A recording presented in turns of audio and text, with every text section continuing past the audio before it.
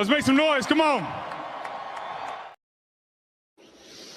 Right, you are, Nick Foles. Let's make some noise. Welcome back, everybody, to the Final Word here on the It's a Wrap Sports Network with your boy MattyB on the call for the final time this week. Yep, wrapping it up here on the Wednesday night or early Thursday morning, I guess, by the time this show is over with.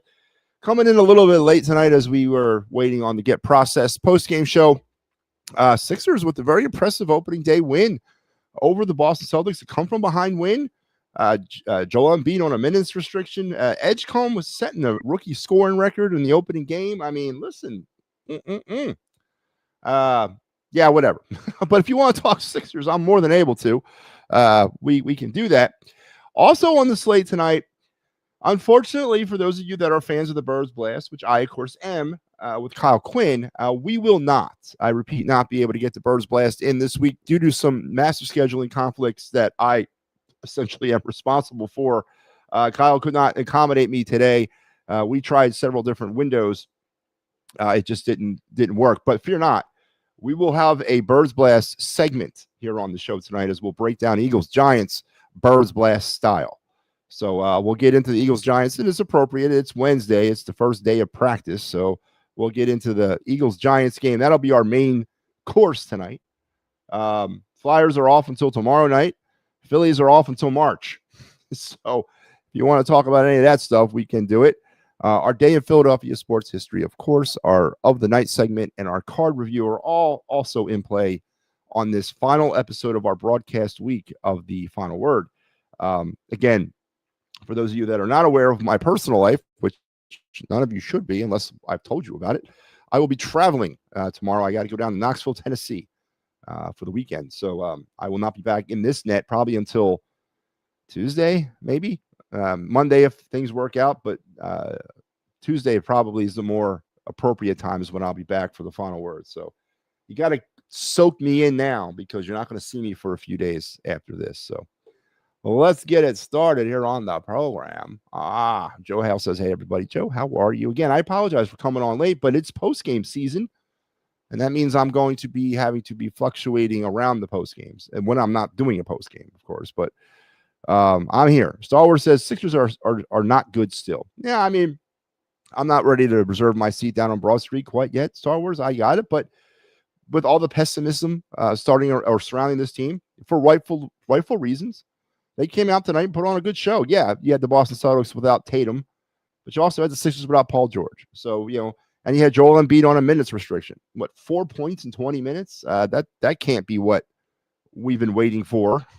I hope not. But you got to look at the other parts of this. Edgecombe played above the net, above the rim all game long. Obviously, early returns on that draft pick looked positive. Maxey looked good. The team battled. They had fight, something we hadn't seen in them at all last year. And at the end of the day, a win's a win's a win. I got to say that. But, are they good? I don't think we can make that assessment until Christmas. Isn't that what they say in the NBA? It doesn't really start until Christmas. So let's see where they are come Christmas time before we can kind of start making that assessment. But, early returns are positive as the Sixers win tonight. And again, if you're going to talk basketball with me, I suggest you do it right now because it's pretty much the peak of my interest right now is on basketball, and it'll just go down from here. So I am definitely more than able to talk some basketball. What do I think of the BG unretire? Yeah, I went on this rant last night, Star Wars. If you check out some of the shorts that we did from the show last night, you'll see that I believe this is a move of desperation. I think this is a move that Howie Roseman, and I know there's some conspiracy theories out there that are like, well, this was something that they were hoping that they could work out at this particular moment of time because of the salary cap issue entering the season. So maybe they kept him kind of on the back burner. But I mean, do you go ahead and retire? I mean, if this was their plan all along, why would you make the guy go through retirement, file the paperwork and all, honor him at the facility like you did last year, and then just to bring him back out of retirement? I think this is a move of desperation. I think Howie Roseman is panicking. I think Howie Roseman is understanding and realizing that he did not do an adequate job, especially on the defense, of preparing this team for the 2025 season. And he is I don't know if this is a move to bring him back for his playing ability, because I don't know how much are you really expecting to get from him. But I think it's the intangibles, right? What he brings to the game, the leadership, the veteranness, the accountability, the maturity, all that. I think this is a move of desperation. This is a move of a GM who's supposed to be all world, who's desperate to salvage the season because he can see the handwriting on the wall more than probably we can when it comes especially to the defense. The defense has not played well since about week 3. So, it's a desperate move, in my opinion. And of course, I am going to get all the naysayers out there. Oh, you just hate Howie Roseman. Yeah, I do just hate Howie Roseman. I ain't going to deny that. Again, I don't hate the man. I don't respect him as a GM. I will never deny that. But I give him props when props are due. This is not one of those times. This is a desperate move from a desperate GM, in my opinion. So we can talk that too as well, Star Wars. We are going to do a Birds Blast-like segment of Eagles-Giants tonight on the program. Peppernick checking in only one game. Yes, it is. Let's talk Christmas, right? But you got to be excited, for you basketball fans out there. Basketball's back. It is now official. We have entered the winter sport time of the year. Both of them are now in play, and the Phillies aren't. So hopefully the winter is a little bit more tolerable. With some competitive basketball and hockey, of course. So one game, but they won and they came back. So you got to look inside the numbers a little bit. And you're not going to get, trust me, you're not going to get over love of me from the Sixers. No, you're not, but you got to give credit where credit was due. And Edgecombe looked amazing tonight. Yes, one game, but he looked really, really good. So that is definitely on the table. If you want to talk Sixers, yeah, he did. But let's get it going. As we do on the program every single night, let's talk our day in Philadelphia sports history. Let's strap in, strap on, strap up. Keep your head, hands, and feet inside the car at all times. And here we go. There's 2 nuggets of information here that I was going to talk about. But I decided to just go with the one. Again, lamenting on what was lost in the baseball season. But on this night back in 2008, playing in their first World Series game since 1993, the visiting Phillies in Game 1 beat Tampa Bay 3-2. Cole Hamels, the series MVP, which he would become, pitched 7 solid innings, surrendering just 2 runs as Madsen and Lidge closed it out. The crucial Game 1 victory on enemy turf helped set up the first major sports championship for the city of Philadelphia in over 25 years. So again, we've been mired in what we've been mired in with the Phillies all season, right? And the Phillies season, of course, is over. But over the last 2 nights, we've had opportunities to kind of go back in time to when things were better. And we actually won. And tonight was one of those nights. I watched the 2008 World Series from I don't even know if you can call it an office. I don't know what it served before I moved into it, but I heard some stories of what it was before I actually vacated or occupied this space in Iraq. I was in Iraq. I was in a Victory Base compound in Baghdad. And I was in a room that was allegedly, or a separate, it was 2 rooms in a building, 1-story building, but 2 office size space rooms. But allegedly, what I was told was the room that I was occupying used to be a brothel for Saddam Hussein. So I don't know how much truth that was. Trust me, I used the black light on the walls 1,000 times. I didn't see anything there, but I watched it from that office about 3 or 4 in the morning. Of course, Game 5, Part 2. Everyone remembers that. But yeah, I mean, listen, conjured up some great memories from that series in 2008, and of course, last night we talked about the Phillies winning the '80 World Series because it was the anniversary of that. 2008 was great. I mean, that 7-11 run was awesome. The 7 through 83 run was awesome. And this 22 through 25 run so far has not been awesome. I mean, 1 World Series appearance and really just uncompetitive play in the playoffs since. So makes you nostalgic for the old days. And of course, tonight I am by reading about the Phillies winning Game 1 on this date back in 2008. So there's a day in Philadelphia sports history. Phillies win Game 1 of the 2008 World Series behind the masterful pitching of Cole Hamels.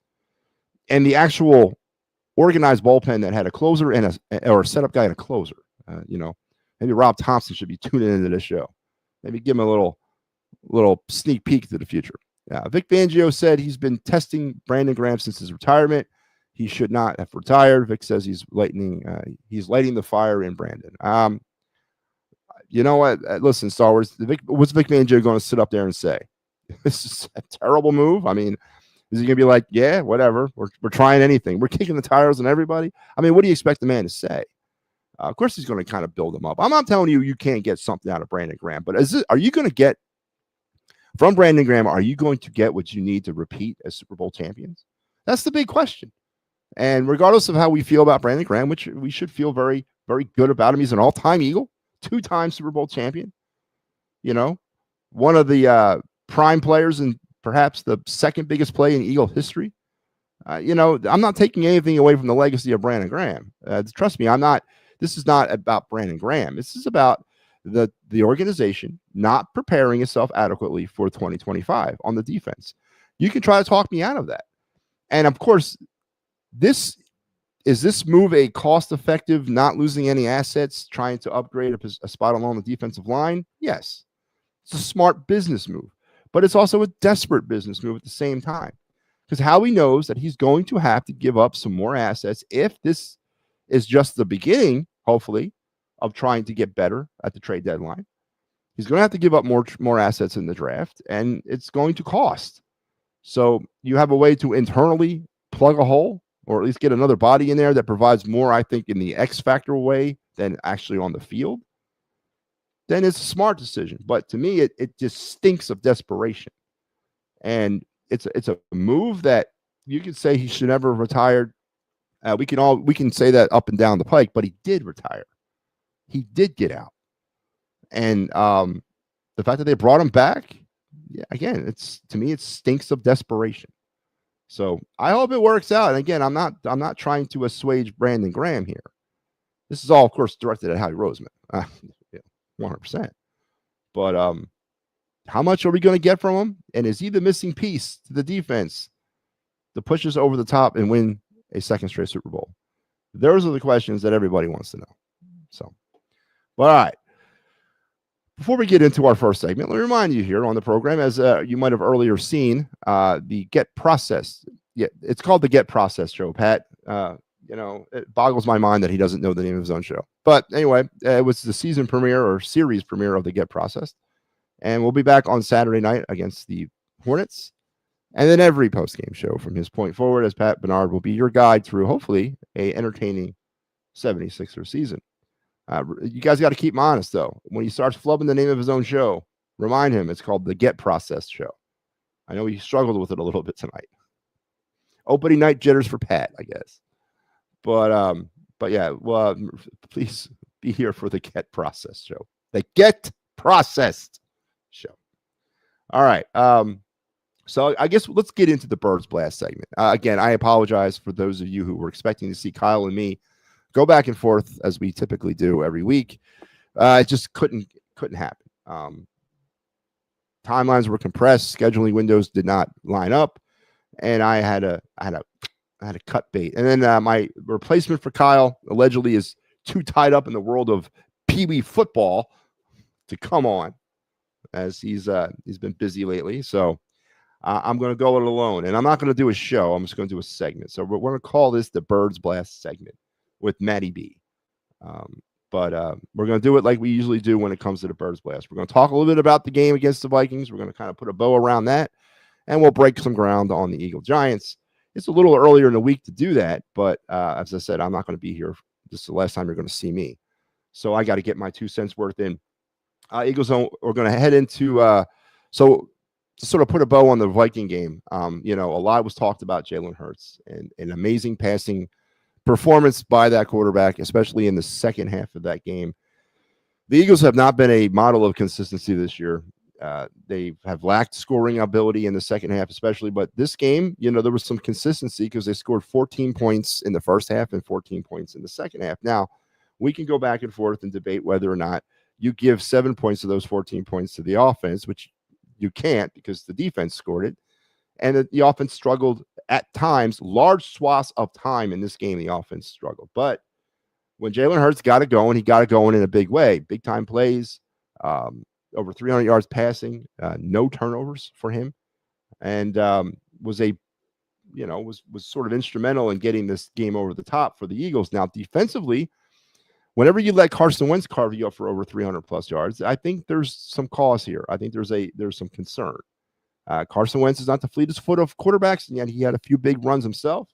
He's also not the more technically sound of quarterbacks, and we know that all too well. But yet Carson had himself a game, and if you want to get a little bit more technical about it, 1 for 6 in the red zone for the Vikings was sort of their downfall, and the 2 turnovers. You can't lose the turnover battle. We talk about it all the time, and the Vikings lost the turnover battle, and going 1 for 6 inside that red zone was a great aid as well for the Eagles. Now, you got to give credit to the Eagle defense. They got tight when they needed to, but 2 of those touchdowns that the Vikings scored were called back, one from a penalty and one on a replay. So, they won 28-22. But I actually want to give the Eagle fan base some credit here. There's not an over the top. At least I have not heard this, and I really haven't been paying attention. But what I've listened to, there is not this over the top, like, okay, now we're back in business. No, there hasn't really been that sentiment that I've heard. It's more of, it will take the positives out of the win, but yet there's still a lot of work to do mentality, and I appreciate that. Now, when you look at this game a little bit more deeper, though, you do still see some problems with the defense. And when we look at who we're going to face on Sunday in Jackson Dart, say what you want about the Giants, and they're not ready. Obviously, they couldn't put away the Broncos last week, but they are definitely not your mother's Giants. They're not the Giants of last year. They're not the Giants of the year before that. Right now, the Giants are a very dangerous football team. Offensively, they can come at you in a couple different ways. Defensively, they are also really good up front. They're significantly a better football team. Now, am I sitting here telling you that the Eagles are going to go into this game and lose? No, but I am going to tell you that if we think that the Giants are going to come into Lincoln Financial Field and somehow be intimidated by the Eagles after what they did to the Eagles just 2 weeks ago, I think we're in for a rude awakening, and more importantly, the Eagles will be. So take what you got from the Viking game, build upon it, and try to continue to work on getting some of these areas of this football team under control. Balance on the offense still is lacking. And the defense at times really seems a little bit clueless. And I guess that's what Brandon Graham's here for, I guess. But you got to take the positives from it. So 28-22. I had taken the Vikings in this game, so I obviously did not get that right. Kyle went with the Eagles. Let's see what that. I had the Vikings winning 28-17, and Kyle had the Eagles winning. I'm sorry, I had the Eagles, 28-17, and Kyle had the Eagles 24-20. I went with Carson Wentz. I'm sorry, no, Justin Jefferson was my game MVP nominee, and Kyle's game nominee or MVP nominee was Saquon Barkley. We both missed on that. I am now 3-4 picking games this year, as well as Kyle is also 3-4. So we can end our saga on the Vikings. One last Birds Blast stat pack check on this game. The Eagles were 0 for 1 in the red zone themselves, just one time in the red zone. And that's indicative of the fact that the offense can't get sustained drives. They're getting touchdowns on chunk plays, they're getting big plays, which was really good, but they really couldn't sustain a drive to get into that red zone but one time, and they were 0 for 1 in that opportunity. On the season, 14 for 17 in the red zone for 82%. Scoring, we talked about it, for 14 first half points, 14 second half points. 103 points have now been scored by the Eagles in first halves for about 14 points a half, and 14 in the second half, now 67 on the season. They are averaging 9.5 points in the second half. They're just not there's something not happening with the offense in the second half. But 14-14, you got to take the good with the bad. They did commit 8 more penalties for 64 yards. They're averaging now 7 penalties a game for 51 yards a game. Maybe that's another reason why Brandon Graham is back. That's gotta get under control. That's a recipe for disaster if they keep this up the rest of the way. They did force 2 more turnovers, now up to 7 on the season, averaging 1 a game. They did not commit any turnovers. They've only committed 3 turnovers all season, down to less than a half a game. Jalen Hurts was sacked 3 more times on Sunday for 21 now on the season. 3 sacks a game for about 11.5 yards a game.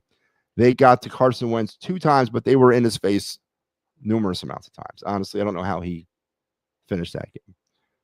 They've now sacked the quarterback 11 times this season for about 1.5 a game and for about 8.7 yards lost. And 2 for 3 on 4th down, 9 for 12 now on the season for about 75%. So there you have it. And again, I already told you what we did collectively, me and Kyle. I had the Vikings. He had the Eagles. I had Justin Jefferson as my game MVP. He had Saquon Barkley. And we have not yet, either one of us, correctly selected the game MVP of any of the games so far this season. So let's turn the page.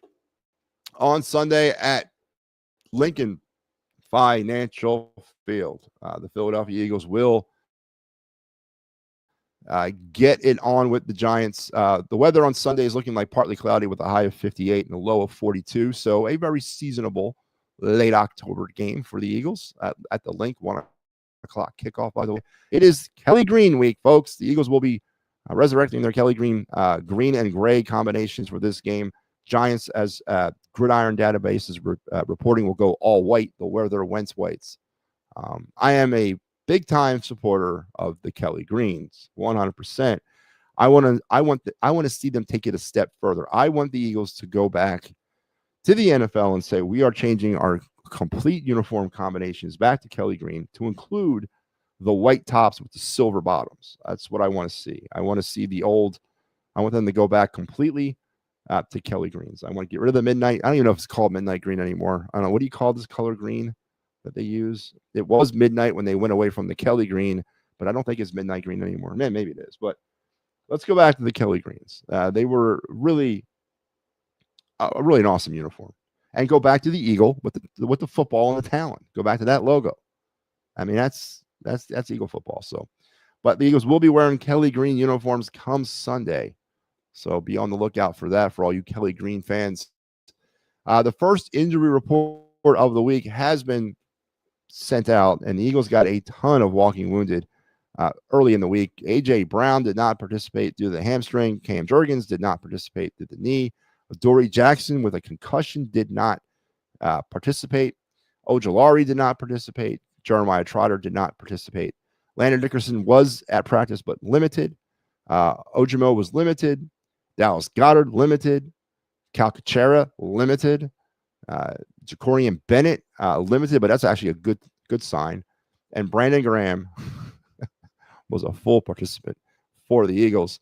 Again, Wednesday, we got to let this thing kind of play itself out, but it is Wednesday. Brian Burns for the Giants did not participate. Abdu did not participate. Javon Holland did not participate. Chauncey Golston did not participate. Jeremiah Elumore was limited with a knee problem. John Michael Schmitz, their center, was limited with a concussion. Darius Slayton, starting to work his way back, was limited, but he was at practice. DJ Davidson was limited. Daniel Bellinger limited. Foles was limited. Sean Bozeman was limited.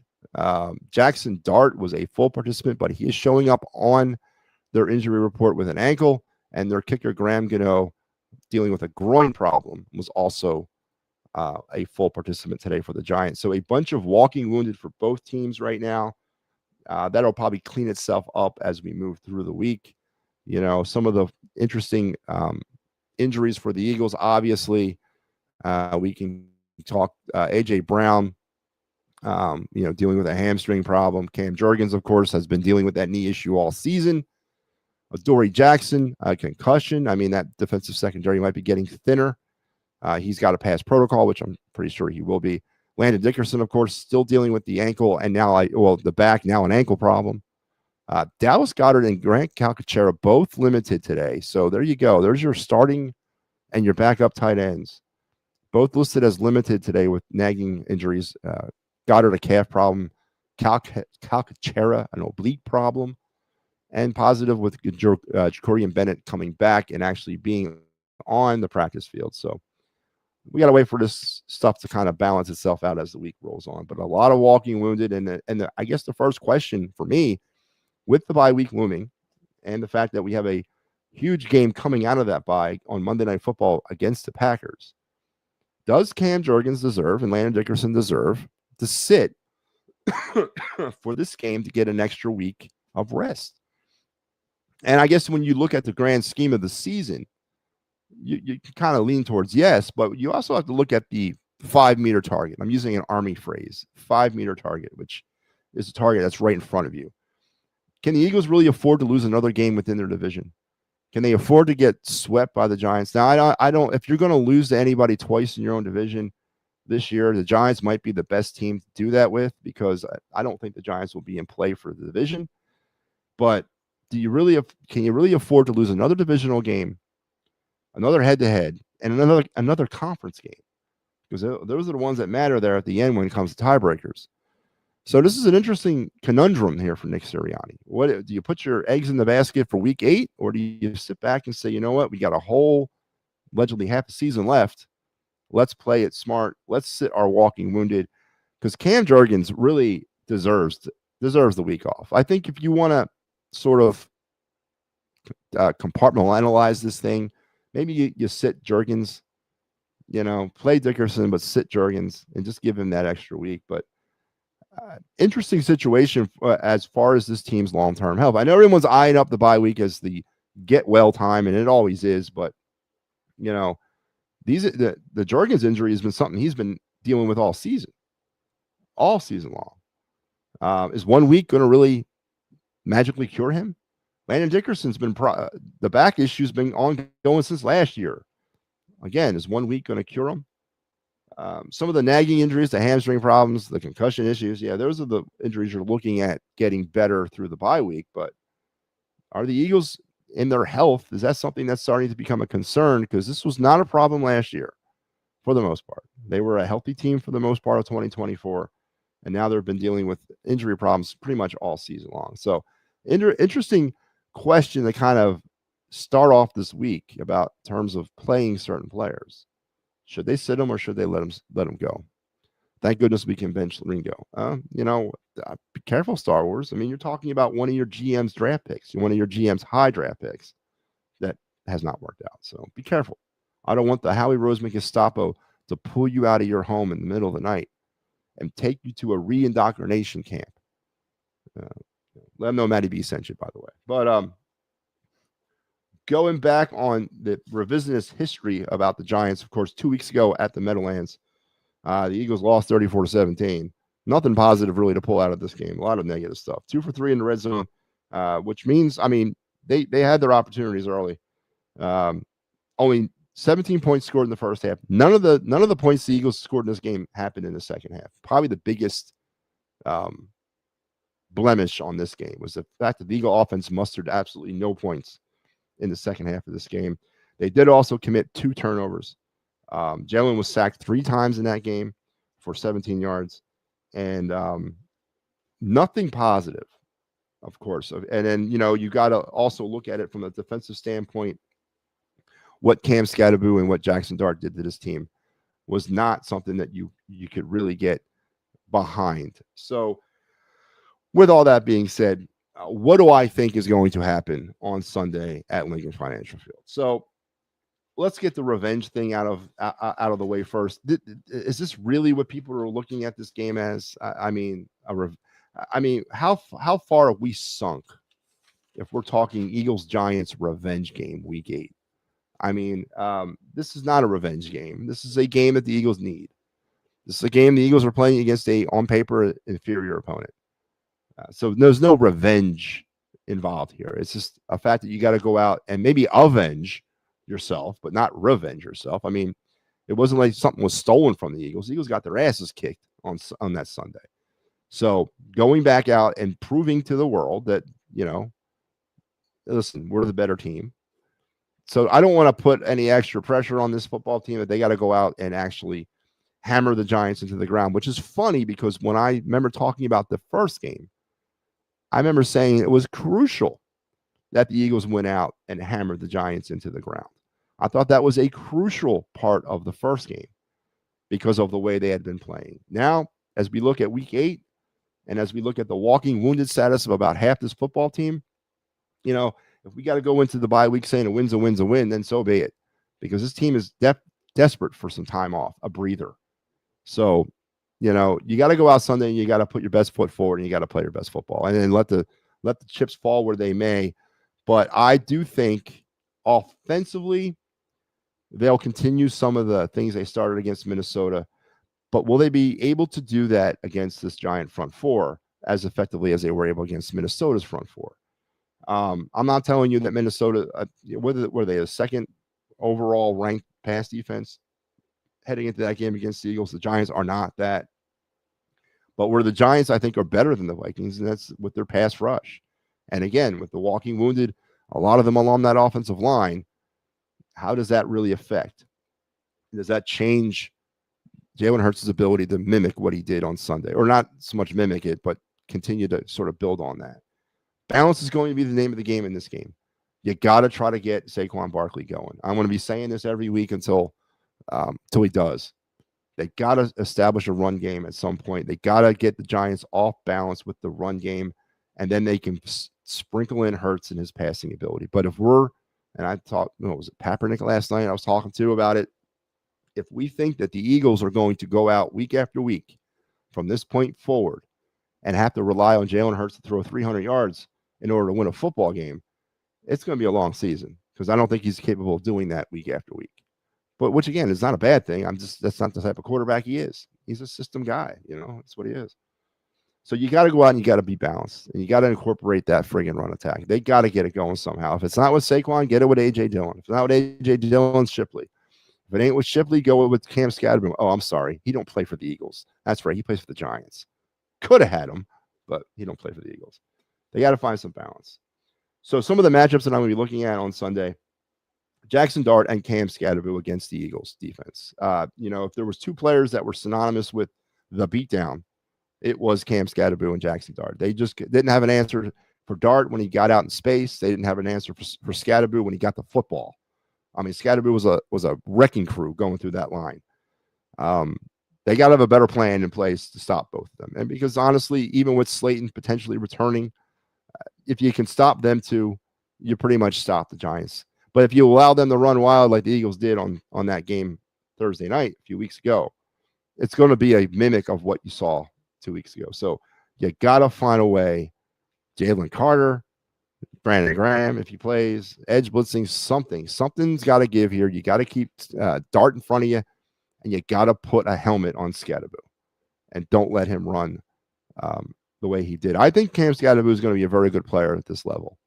I don't think he's an all-pro or all-world, but I think he's going to be a very good player, and hence that's the reason why I wanted him out of the draft. But you got to find a way to get them under control. The Eagles banged up O-line against the Giants front four. We talked about it a little bit already. This is not the Vikings front four. This is a very talented Giants front four. And they are, again, going to be attacking the Eagles front offensive line that's banged up. And again, it goes back to the first question I asked about sitting some of these guys. Do you do that? Do you go that route in week 8 and hope to win? Especially if you're trying to establish a balanced running attack. The Eagles have not been good at all with run blocking. Their pass blocking has been okay, but the Giants to me are a lot more talented group up front than the Vikings are. Are you going to have time for Jalen Hurts to sit back there and throw for 326 yards? And that's going to be an interesting thing that we can watch and see. Now, is the Giants defense like otherworldly? No. I mean, you saw what Bo Nix did to them. He came back and pretty much took it to them, but we also saw what the Giants defense did to the Eagles offense just 2 weeks ago. So you got to find a way to help the offensive line. Get creative with your play calling. I know that's a weird thing, but you got to find a way. Got to find a way to find a way. So Eagles offensive line versus the Giants front four. Tank Bigsby. Yeah, let's get Tank involved. Let's give him some carries. Why not? He can't return kickoffs. Maybe he can run the football. We have a lot of running backs. We do. We have a lot of running backs that are doing nothing. And my final matchup that I'm going to be keeping an eye on Sunday, it's the Eagles versus the Lincoln Financial Field faithful. Yeah. There might be some people, it's the first game in 2 weeks. First game we've had at home since that Giants game. Matter of fact, it's the first game at home since the Bronco loss. So there's a lot has happened since the last time the Eagles played at home. What's the reception? Now, obviously, it's going to be usual, high energy, hype. But then if we start going into that doldrum, start getting into those peaks and valleys that we've been getting into a lot, how are the Eagle faithful going to respond? And probably in their own usual way. But definitely keeping an eye on that matchup. As the Eagles crowd versus the Eagles. I think that's a very interesting thing to look at. But there you go. There's my matchups. My keys to Eagle victory are as follows. Limit the damage of Dart. Again, kind of in the same vein as Scatterboo, I don't think Jackson Dart is much of anything. I think he's going to be if he can stay healthy and not become a pinball out there, I think he can carve out a career.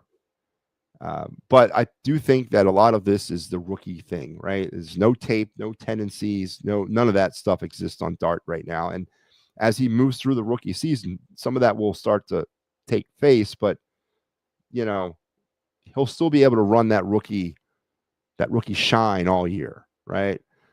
Next year will be a different story when defensive coordinators have an opportunity to sit down and really dissect him and find out all his tendencies, right? But Dart is going to be that type of quarterback for the rest of the time he's in the league this year, at least, unless he gets hurt.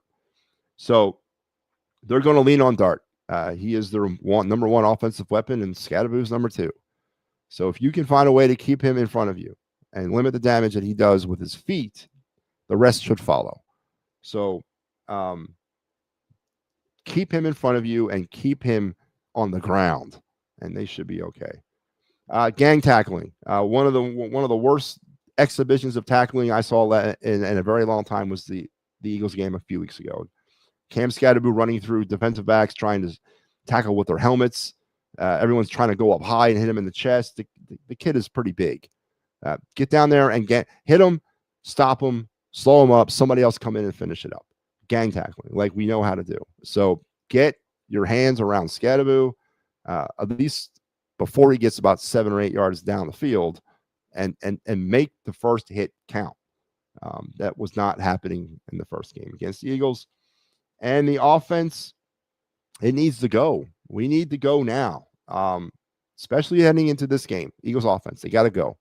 They got to find some balance, and they got to find a way of just really, with the home crowd in attendance, they got to find a way to get them back on their side heading into the bye week. A balanced game, a clean game, a complete game that we still have not seen from this football team yet, really needs to probably happen on Sunday to sort of get people back on the bandwagon, so to speak, as they get ready into the bye. So there you go. There's my 3 keys to Eagle victory. Keeping Dart down, gang tackling, and get the offense out of neutral, for God's sakes. We're 7-8 weeks into the season, man. There's no reason why we're still talking about this offense the way they are. Kyle out there, by the way, obviously I don't have Kyle's 3 keys to victory. I'm not going to do that, but I do have Kyle's pick. So let's reveal our game picks for this week. Kyle Quinn is going 28-13 Eagles, and he's got Jalen Hurts as his game MVP. I got 31-20 Eagles, and I'm also going with Jalen Hurts as my game MVP. So we're both going Eagles this week. We're either both going to pull a 4-4, or we're both going to fall to 3-5. So let's hope we both pull a 4-4. And maybe, who knows, maybe we also get a game MVP right on this week. So there you go. There is our Birds Blast segment of Eagles Giants Wednesday edition here on the Final Word. I got the Eagles winning this game 31-20. I do think they win. I just think they're a better team than the Giants. And I did pick the Giants to beat the Eagles, though, a few weeks ago. I did go with the Giants, but I'm going to go with the Eagles on this one, I think. I got a feeling about it, man. And to wrap up our Birds Blast segment, let's reveal MattyB's NFL picks for this coming week, week 8. 11-4 I was in week 7. Another positive week for me picking games. Let's go over my week 8 picks. I do have the Eagles beating the Giants. Thursday night, we got Minnesota against the Chargers. Give me the Chargers. Miami and Atlanta. Give me Atlanta. The Jets over the Bengals, or the Jets and Bengals. Give me the Bengals. Cleveland and New England. Give me New England. Buffalo and Carolina. Give me Buffalo, but I think it's going to be a really good game. Chicago and Baltimore. Baltimore. San Fran and Houston. Give me San Fran. Tampa and NOLA. New Orleans. Give me Tampa. Dallas and Denver. Give me Denver because I'll never pick Dallas to win anything. Green Bay against Pittsburgh. Sunday Night Football. Green Bay. And Washington, Kansas City. On Monday Night Football, give me the Kansas City Chiefs in that game. So 67-38 I am for the season. 11-4 last week in week 7. There you have it. Our Birds Blast segment of the final word.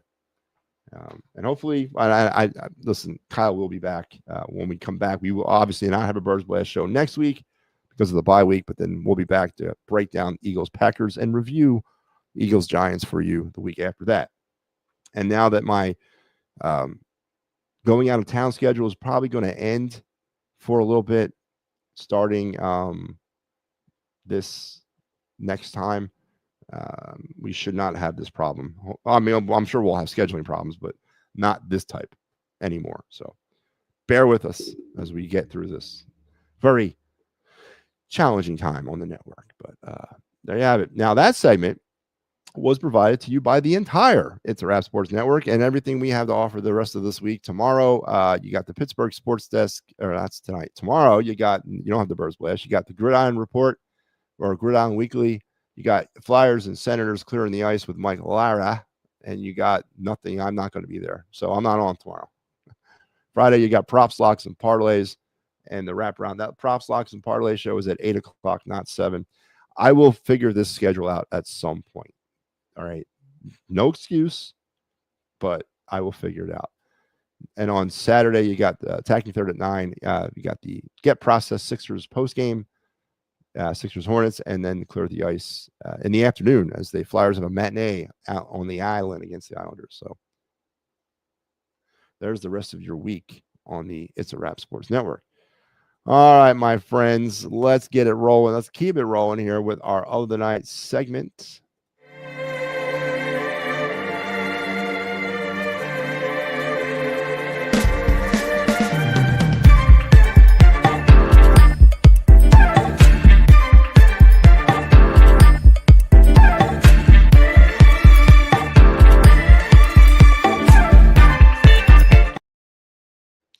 All right, our of the night segment tonight. Again, we're going. Thank you, Peppernick. Oh, by the way, I will open them up if you guys want to chime in. Again, Joe Hale, I don't know what happened. He fell off somewhere, but if you guys want to hop in, I will open up the phone lines.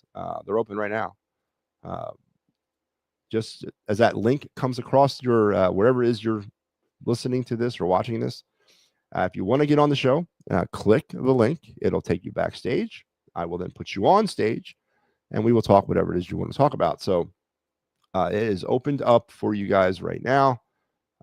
It's not working on Facebook. So if you're looking at Facebook, it is not working on Facebook. So you can't get the link on Facebook. I'm sorry. I'm looking at a big error message right here. So I don't know. Facebook sucks, man. Or maybe it is on Facebook because on Facebook, I don't know. It's saying it's not, but it's saying it is. Whatever. I know it's working on YouTube. So come over to YouTube and you guys can hop on. But all right, our All the Night segment, of course, we're dealing with Flyers prospects. We've been dealing with that since October. Tonight, we're going to talk about a Flyer prospect, an older one, not quite Tony Dick old. He was a draft pick a few years ago, finishing up his college career, I believe. I believe this will be his last year in college. So you might be able to see him, and he comes with a little bit of a expectation. I've always liked this kid since the Flyers drafted him. I've been watching him play at Notre Dame. Over the course of the last couple of years. And I think he's got, I said this, I think I comped him to Dave Poulin at one point, and I still do see a lot of Dave Poulin in him. And that's Mr. Cole Knuble. He's a center, currently playing for the Irish in Notre Dame, 5'11", 185 pounds, drafted in the 4th round in 2023. A bit of deception and a nonstop movement. He's a true give-and-go player, nonstop puck scanning and proactive off-the-puck positioning. Knuble's a threat from everywhere in the offensive zone, a passing threat in both open ice and down low, and a scoring threat. And that to me screams Dave Poulin for all you older Flyer fans out there. Again, the height and weight package a little bit, I need them a little bit bigger than that. But currently with Notre Dame this year, 4 games into their season, he scored 2 goals, 2 assists for 4 points, but a -1 on his plus-minus rating. The first prospect we've talked about this season that is not on the plus side of the plus-minus. So, but I think this should be his final year in Notre Dame. Probably expect to see Knuble strapping it up for the I was about to say Iron Pigs, but for the Phantoms come the spring, and maybe he gets an opportunity to throw on the orange and black as well this coming spring. So Cole Knuble is one of those draft picks that are making their way every day closer here to Philadelphia and to be part of the mix of what the Flyers are doing for the future. So Cole Knuble, our center prospect of the night from the Fighting Irish, 5'11", 185 pounds, drafted in the 4th round of 2023. And to me, he comps out to Dave Poulin. Again, for you older Flyers fans, you know what I'm talking about. There you have it. That's our of the night segment. And that was brought to you by the Birds Blast with Kyle Quinn. Yeah, I know. There it is. I had the graphic done and everything, but there will be no Birds Blast this week. I'm going to go into the thing and delete it out tonight so you guys won't see it again. But we will be back. As I said, we will be back next 2 weeks from now as we'll break down the Packer game and look back on this Giant game. So bear with me. But there you have it. All right. Let's keep the party rolling here. Let's do the you know what? Before I do that, I do want to promo a couple other things. Of course, we talked about Flyers and the Clear the Ice. This is your Clear of the week. You had Pat's tomorrow. My bad. So you had Mike on Monday, you got Pat tomorrow, and you got Mike on Saturday. That's right. It was a Pat sandwich. So Pat will be back tomorrow with the Clear the Ice program, and then Mike will be there on Saturday night. And then on Sunday, of course, we got you Giants Eagles post game with the Birds flyby and all that stuff. Earlier tonight, you had the Pittsburgh Sports Desk that was on. I don't know why the graphics not working. There it is. They were on earlier, so make sure you're checking them out tomorrow night. You got the Gridiron Weekly, as they will some of the guys from the Pittsburgh Sports Desk will be cutting up everything NFL and NCAA as well. The Happy Valley Huddle on hiatus right now as Penn State is into their 2nd bye week of the year. They'll be back in 2 weeks as well. Mike Laro is going to take this thing to the end. He ain't getting out of it. He hasn't asked me to get out of it. Yeah, and I know Mike won't. Mike's an honorable man. But boy, oh boy, as things turned, I'm sure part of why Mike wanted to do a Penn State post-game show was because it had a potential of being a national championship season. But geez Louise, man, nobody saw this coming. But Mike Laro will be there to the end, the bitter end of the Penn State season. So make sure you're tuned in. And then our static shows, the wraparound on Friday night, PNM in the AM on Sunday mornings. You guys know where to find all that stuff. So make sure you're checking in often. So let's wrap up tonight with our favorite segment.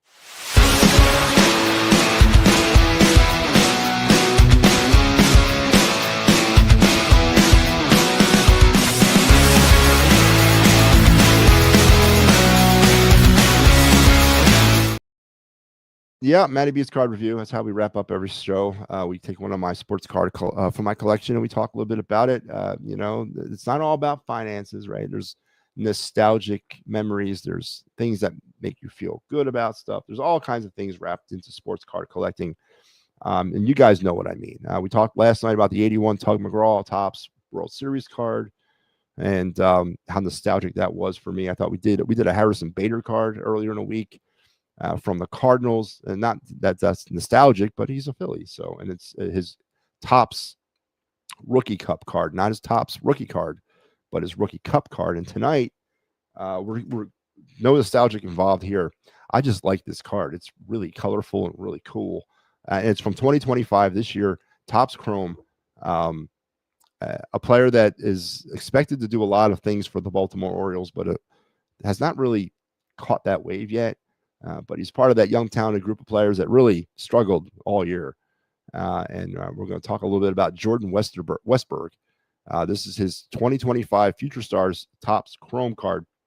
Again, what stands out about me in this card is just the massive amount of color here. I love it. I love what Topps. Again, I gushed the other night about my love for Chrome cards, and this is why one of the reasons why I love it. This picture doesn't really do it justice, but when you have this card, and I'm looking at it right now, it just pops at you in all different ways. Just a really cool combination of color, graphic, the 3D overlay there of the player, and then the awesome, colorful Future Stars logo, and everything else that goes along with this card. One of the reasons why Chrome cards are that cool is because of this. And when I pulled it a few weeks back, it obviously popped for me. This card is worth at its peak right now about $3. So again, you're not cornering the market with a Jordan Westberg Future Stars card from Topps 2025 Chrome, but him, Adley Rutschman, a couple of other players they got over there, Jackson Holiday, those kids have an opportunity, and they still do, to pop. Something went horribly wrong this year for them, but these are young player cards that you hold on to for just a little bit while longer and see where you might stand with these guys 10, 15 years down the line. You might know sooner than that, but these are the kind of cards you hold on to. And again, colorful, creative, all those things. So 2025 Jordan Westberg Future Stars card from Topps Chrome. And here it is. I don't know, maybe it'll pop here a little bit better, but here it is in its actual physical form. And yeah, I just love it. Just love the colors, man. Love the color combination. There you go. There's our card of the night, our card review of the night. Anything Chrome for me just really works. It really does. And then the update series from Topps is due out any day now. And then we'll get into the Chrome update series, which will come out in November, right in front of, or behind, right in front of, right behind the holiday cards. So we're getting to the end of our baseball card season of 2025. But there's still some decent cards to pull. There's still some really fun things to find in these cards. That we have 2 more series that are coming out. So be on the lookout for those. This, of course, the Topps Update Chrome series was where they had the 1/1 Paul Skeens rookie auto relic card, the one that had his debut patch in it, and it was also the autographed card, and it was a 1/1 that went for over $11 million or over $1 million at auction back in November. Remember, we talked about that quite a bit last fall on the show. And now it's currently at PNC Park. I don't know how the Pirates got their hands on it. They didn't buy it. They offered a bounty for it. If you guys remember that too, they offered 30 years season tickets and a VIP suite.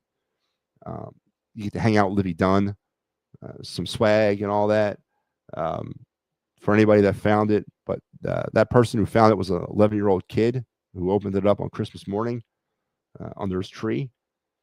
His father obviously probably stepped in and said, nope, now we're going to put that on auction. They did auction it off for over $1 million, and it ended up in the hands of the Pirates. The Pirates have it. It's at PNC Park. They've created a little shrine for it at PNC Park. It is on display. So if you ever get to PNC Park, look for the Paul Skeens baseball card and report back to me. Tell me what they got going on there. So, but there you go, our card review. And that, folks, as the phone lines are open, but I got no takers tonight, so that's okay. I know we come in a little late tonight after midnight. So let's wrap things up for the week. I want to thank you guys for another great week. We did 4 or 5. I will not be back tomorrow, and I won't be back probably until Tuesday. So we come off of a 5 for 5 last week. We do a 4 for 5 this week. Probably only going to get about 2 or 3 in next week, but duty calls. I got to go, and I'll be back though on Tuesday. At the very least bit. At the latest, it'll be Tuesday. Maybe Monday night. We'll see. But, plan on Tuesday for the next final word with MattyB. So until we speak again, a lot's going to happen. And we'll have a lot to talk about next Tuesday when I do come back. We got the Eagles in a must-win, but not revenge game. You got the Flyers hoping to build upon some early season success. And then the Sixers coming out the chute hot. VJ Edgecombe, hot. So we have to talk about come come our next time together. So you guys have a great rest of your night. Enjoy the rest of your morning. And oh wait, no, I was about to jump off too soon, and I got one. Peppernick, what's up, man? Yo, what up, Matty? Not much. You got in right underneath the gun here. Oh yeah, I just wanted to ask you a question. So there's a catcher for Baltimore. He played, I think, in 90 games this year, but he's young because he was a Silver Slugger Award winner. He's a 2-time All-Star, but they signed this other catcher to a 6-year, like 7 year, $67 million contract. And this kid's young and he's available in a trade. And he would be about Adley Rushman? Yes, it is. And he's under control to 2027. Yeah, no, and I've heard that name. Matter of fact, there was a story written on it a couple of days ago that there could be some interest from the Phillies in acquiring Rushman to kind of not, have to get into bed with JT anymore. I would be 100% in favor of that trade. I think Adley Rushman's a great young catcher. As you mentioned, he's got a lot of positives, and that one positive is team control. The problem is, though, I mean, Baltimore is going to fleece the Phillies if they're trying to make that trade, because you're looking at a catcher that Baltimore was very high on just a few years ago. They might have softened a little bit on him, but that team control is huge. But yeah, I would be 100% in favor of that. Well, what they were saying was it would free up the money to, like, for Schwarber or, some free agent. You know what I mean? Maybe like an Alonso. They wouldn't have to put out the whatever the team-friendly thing would be for Remoto. He says he'll take a team-friendly. Yeah. Yeah, he's not taking no team-friendly deal, man. I mean, he's okay. He's going to take something. Well, and that's really, I guess it would come down to what JT feels that he's worth, and maybe not so much what he's worth, but like, how much more time does he have left, and how much more time does he think he can play, and obviously, who can he get? Because he's not going to sign with the Pirates or the Rockies. He's going to sign with somebody that's going to potentially win a World Series. So he's going to have to weigh all those things in the offseason. But Rashman comes at you under team control through 2027, and that's huge. That's real big. 2 more years of team control before he hits the open market. No, I'd be in favor of it, but it might cost you an Aiden Miller. It might cost you a Crawford. It might also cost you some of the, maybe Painter, maybe McGarry, Cabrera. I mean, there's going to be some big names prospect-wise that the Orioles are going to want in return. But I mean, I'd be definitely into it. The only reason why, it's like the catcher with the Rockies. I get they're going to want some big names, but we have no catchers coming up the pipeline. Yeah. No, we don't. And that's the problem. You mentioned Hunter Goodman from the Rockies, another young catcher that I love. Absolutely. And he might actually be, so he's under team control, I mean, longer than, I think 2028, 29, he's under team control. So, I mean, this is only his second year in the league, and 25. So he's got a lot of left on his initial deal. I would take that kid in a heartbeat, but that would literally probably cost you the Lehigh Valley Iron Pigs. You probably have to trade the entire team to Colorado. But no, Dave left us in a lurch, man. Trade away Ohapi and trade away Taiit. There is nothing in the catching pipeline. Caden Hedinger is a good young catcher, but he's in AAA now, but he doesn't have he doesn't come with that prospect thing. So yeah, there's nothing. Yeah. There's nothing catching wise. All right. But yeah, I would be in favor of both those trades, 100%. Yeah, I mean, like I said, it would be nice. I mean, I understand why we got rid of the Taiit kid, because didn't he go in the Duran trade? I think he had to give up something for Duran. I mean, Hoppy, that was kind of like, that was a hard one to swallow. I mean, there was a little hope at that moment on March, you know what I mean? That maybe he would pan out, and it just didn't happen. But right, and Ohapi is not setting the world on fire, but he's a young player under team control that's growing into his position, and he would be perfect right now to transition to. He 100% would be perfect, and save us some money so we can spend it somewhere else. You know what I mean? Real quick on something before I let you go. So they're looking for a bench coach, the Phillies.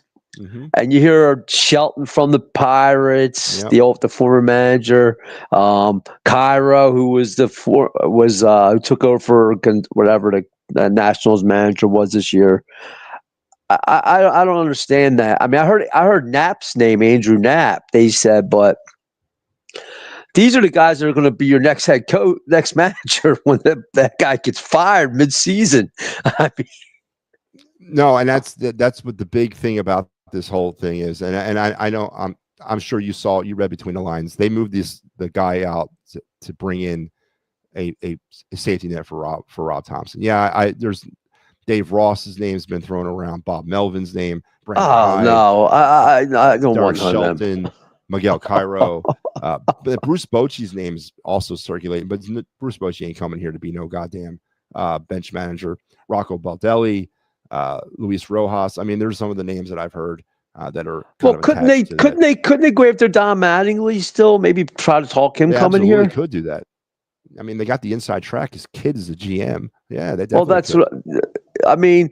The reason why I say I know when I bring up Ozzie Guillen, it's because I think Ozzie he was like Joe Girardi when he was with the Marlins. He kind of got the raw deal out there. Both of them did. Because I mean, they were what, managers of the years and stuff. I think. I mean, they still got the raw. And I has the game passed Ozzie? When I hear that, if you know baseball, I don't think the game passed you. It's the analytics that you have to just become a part of. But Bruce Bochy, he picked it right up. Oh, yes, he did. He was able to kind of maneuver both worlds into a maximum ability.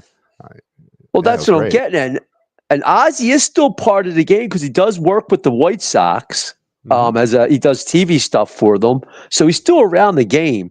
I just don't think people want to deal with the way his style is. That's what it is. He's little Lou Piniella-ish. He can be in your face, and they don't want that no more. Well, I'd be okay with that, but the only knock I have on Ozzie Guillen is there's not like any recent tape on him. You know what I mean? Like recent tape, and that's the only reason why I would. But I'd love. Listen, we need whoever the next manager is. It's got to be a night and day switch. We got to go back to a Joe Girardi style kind of guy. Maybe not Joe Girardi, but a guy that has more of an old school approach. Call it a hybrid approach where he can blend the old and the new. We got to go that direction. So absolutely, if they told me tomorrow Don Mattingly was, well, they won't say it tomorrow, but if he gets hired as a bench coach, that'd be great. That'd be awesome. That would be. I mean, then there was I saw something where I don't know who the baseball guy was. He thinks that Harper could be traded this offseason. Yeah, I heard that too. Because about money. Because he wants more money. And I also heard Scott Boras had a case that he asked about what Dave Dombrowski said and all that. But listen, man, you got to own it. Harper, now, Papernick, you're a baseball guy. The 500 at bats, whatever. And no one's expecting anyone to get a hit every time at bat. It just doesn't happen that way. Big Al's a big fan of the baseball excellence is judged by 30%. And if you're batting 300, you're really good. And we get all that. But the thing with Harper with me, the clutch times, he has not been clutch for a couple seasons right now. He has not come up in situations where you're like, okay, runners on second and third, 2 outs. Here comes Harper. And then 9 times out of 10, he's striking out because he's trying to hit home runs. It's the clutch factor that has disappeared from Bryce Harper. Yeah, that, and he's got the wrong guys in front of him when the guy should be behind him. Oh yeah, that's another thing too. I mean, and I still, you've heard it. He can't catch up to that fastball a lot anymore. Yeah, because he tries to overswing. I mean, honestly, he's all concerned about the angle and the velocity and lift versus force versus thrust. He's up there doing math in his head. Just swing the damn bat, man. Listen, and I have heard that from, as Joe Hale said, John Hyman was the guy who reported that. I also heard Ruben Amaro talk candidly about that. If Dombrowski could pull it off, because again, that press conference was Dave Dombrowski coach speak. It was, but there was a definite undertone about it that was different than the other press conferences. You kind of heard it in his voice that he was getting a little frustrated with certain players. You heard it in his voice with Strom. You heard it with Harper when they talked about Harper. You just heard a little bit of a different tone from Dombrowski. So if they could work a trade and get off of Harper, because I don't think there's I think he's declining because of his age. We might have already seen the best of Bryce Harper. I think he is declining. And if you can move off of him, absolutely, but do not give him a contract extension. I don't do any of that nonsense. But if you can move off of Harper, what are we getting for him? That's the problem. I mean, that's money. That's get rid of some of that money, especially the back years money. You might not get much up front. You might be able to get a utility player or a prospect or two. You'll get something from Harper. But don't forget, Harper's got to bless off on any trade. He's got no trade. Yeah, so I don't think he's going to go anywhere. I think it's just trying to get money here, and I want to see. I want to see if he's going to. He said he wants Schwarber back, but I want to see if he's going to try to get his boy Pete Alonso here, who he's tried for 2 years. Yep. For 2 years, he's tried, and I want to see if he's going to push for that. But I heard Alonso wants what? I heard he wants 7 years. They said maybe somebody can get him for 5, but I heard he's wanting 7 years. I'm giving Alonso 3 years. That's all I'm giving. I'm not giving him 5. I'm not giving him 7. I'm giving 3. And as we broke down my projected lineup. I would love Harper batting third and Alonso batting fourth. That would be massive protection for Harper. Massive. Well, yeah. I mean, it would be. I mean, for me, I think if Harper's going to get back, he has to have somebody. He has to have a Pete Alonso or a Schwarber behind him, because what he's doing, what I watch up there a lot, is he's trying to outshine Kyle. Kyle's hitting a home run. I got to get up there and hit a home run. I got to do, and he's just, it's all in his head. It's like, just go up there. Do what you've been doing since you've been 18 years old, kid. Younger than that. I mean, he's doing it when he's like 10. I agree with you 100%. Yeah, I'm talking when he came out. What was he, 19 when he came up? No, like so he was 18 when he was drafted, 19 when he came up, Yeah, so, I mean, do what you've been doing. I mean, you just don't forget baseball like that. You ain't got the yips. I mean, you ain't Steve Sachs and Chuck Knobloch, unless you're Ben Simmons. Unless you're going to turn to Ben Simmons and get between your ears and screw it. Don't say that. Don't say that out loud. But hey, Matty, good talking to you tonight. Absolutely, man. And as I said, you got in right as I was about to sign off. So good time in there, man. Yeah, well, I tried to get on Facebook, and I forgot I got to go through YouTube from my phone. For some reason, my phone don't work on Facebook. Yeah, Facebook really sucks, man. I hate Facebook, but it wasn't working on Facebook tonight. But I don't even know if we're broadcasting on Facebook. No, you are. I know the link didn't go. Oh, it did, but the link somehow didn't pop up. I don't know, but the link popped up. I just couldn't get through. For some reason, my phone won't. I got two. I have an old phone, and my older phone works better than the new phone I got to get through.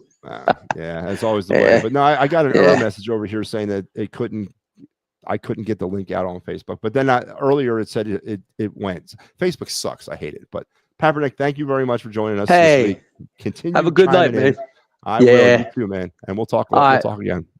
All right. Michael Papernick joins the program.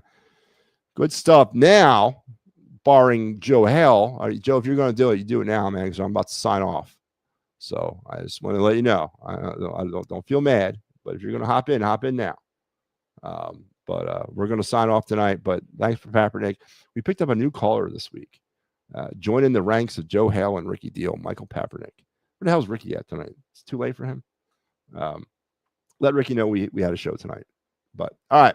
So you guys have a great rest of your night. Have a great rest of your weekend. I will talk to you on Tuesday at the latest. So enjoy the rest of the programming coming at you on the program or on the network. Well, we got you covered for the rest of the week, into the weekend, and beyond. So you guys have a great weekend, rest of your weekend, and we'll talk.